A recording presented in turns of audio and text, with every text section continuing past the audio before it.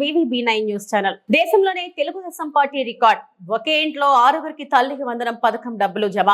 దేశంలోనే ఇదో రికార్డ్. దేశంలో ఏ పార్టీ చేయనంతగా సంక్షేమ పథకాలను అమలు చేస్తున్న కూటమి ప్రభుత్వం. పేద కుటుంబాలకు వెన్నుదన్నుగా నిలుస్తున్న తల్లికి వందనం పథకం. ఈ క్రింది వీడియోలో ఉన్న ఈమెకు 6గురు సంతానం. అందరినీ చదివించాలి. నాణ్యమైన విద్య అందించడానికి చాలా అవస్థలు పడాల్సి వచ్చేదని, అప్పులు చేయాల్సి వచ్చేదని, తల్లికి వందనం పథకం డబ్బులు ఊరట కలిగించిందని ఈ సందర్భంగా సీఎం చంద్రబాబుకు, నారా లోకేష్ కు కృతజ్ఞతలు తెలియజేసింది.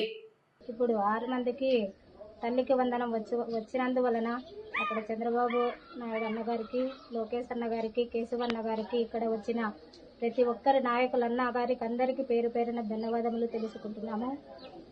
ఇంకా మాకు చదివించడానికి చాలా కష్టంగా ఉంది. ఈ కష్టకాలంలో మాకు చంద్రబాబు అన్న ఈ 6 మందికి తల్లికి వందనం వేసినందువలన కృతజ్ఞతలు తెలుపుకుంటున్నాము.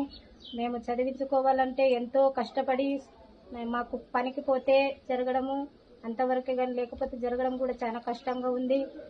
మా మీద దయ ఉంచి ఈ ప్రభుత్వము మాకు ఈ తల్లికి వందనం దయచేసినందుకు కొరకు అందరికీ ధన్యవాదములు తెలుపుకుంటూ ఇచ్చిన నాయకులందరికీ కూడా కృతజ్ఞతలు తెలుపుతున్నాము.